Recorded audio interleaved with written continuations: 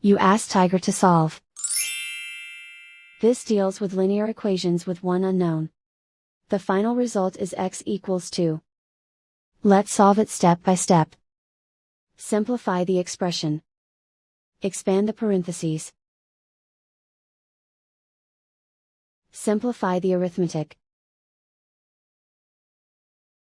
Group all x terms on the left side of the equation. Subtract 6x from both sides. Group like terms.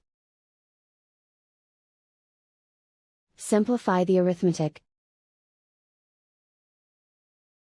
Group like terms. Simplify the arithmetic.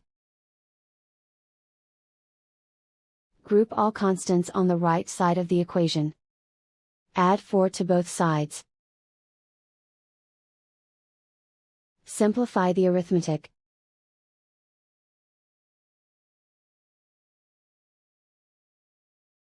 Isolate the x. Divide both sides by -4. Cancel out the negatives. Simplify the fraction.